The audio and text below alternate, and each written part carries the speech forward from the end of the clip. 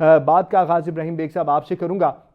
سر، جس طرح کہ میں نے اپنے ابتدائی میں بھی کہا کہ بانی پی ٹی آئی نے ان کی پارٹی قیادت کی تبدیلی کی ہدایت دے دی ہے اور بڑی تیزی کے ساتھ تبدیلیاں ہو رہی ہیں. اگر کے پی کے میں بھی دیکھا جائے، آپ کا تو خیر علاقہ ہے، تو وہاں پر بھی قیادت کی تبدیلی ہوئی، اب یہاں پر بھی قیادت کی تبدیلی ہوئی. ایسی کیا صورت اور ضرورت پیش آئی ہے کہ تبدیلی لانے والے آپ اپنی ہی پارٹی میں تبدیلیاں کرنے لگے ہیں؟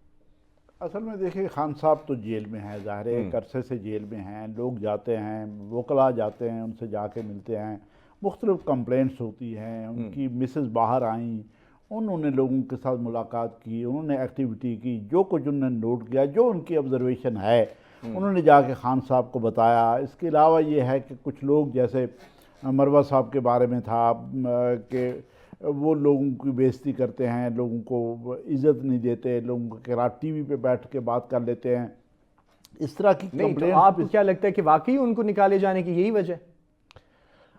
دیکھیں، نکالے جانے کی وجوہات کی کئی افواہیں ہیں. ایک تو یہی ہے کہ جی وہ کہیں انفارمیشن کر رہے تھے، کہیں پہ وہ کانٹیکٹ میں تھے اور یہاں کی انفارمیشن وہاں پہ اور سپائل کرنے کے لیے لایا گیا.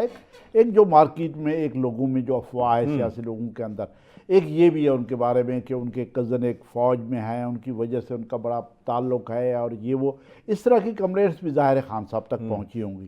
اور دوسرا یہ ہے کہ وہ ہماری بار کے ہیں، وہ بلنٹ آدمی ہیں، وہ بولڈ آدمی ہیں، بات کر لیتے ہیں، سامنے بھی بعد میں بھی لڑائی بھی کر لیتے ہیں. اس کی آپ نے دیکھا ہوگا کہ ٹی وی پہ ایک دفعہ لڑائی انہوں نے لائیو پروگرام میں لڑائی کر دی اور نون کے ایک ایم این اے کے ساتھ.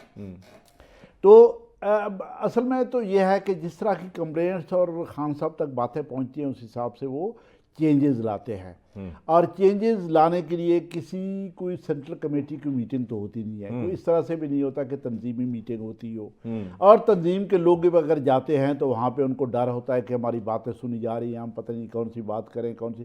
یہ مجبوریاں تو اپنی جگہ پہ ہیں. لیکن ایک اور چیز ہے، میں آپ کو بتاؤں احسن صاحب، ہوتا یہ ہے کہ ویسے تو کوئی تبدیلی نہیں آ رہی. خان صاحب نے اپنے پورا زور لگا لیا کہ ابھی تک کہیں پہ بھی نہ الیکشن کمیشن میں، نہ اسمبلی میں، نہ سینٹ میں، نہ سسٹم میں، نہ سیٹ اپ میں، کہیں پہ بھی چینجز نہیں آ رہے. اچھا بیگ صاحب، بانی پی ٹی آئی کے زور کے حوالے سے تو ہم بات کریں گے، کیونکہ میں اسی بات پر موضوع پہ رہنا چاہتا ہوں، اسی تبدیلی کے حوالے سے میں واپس آتا ہوں.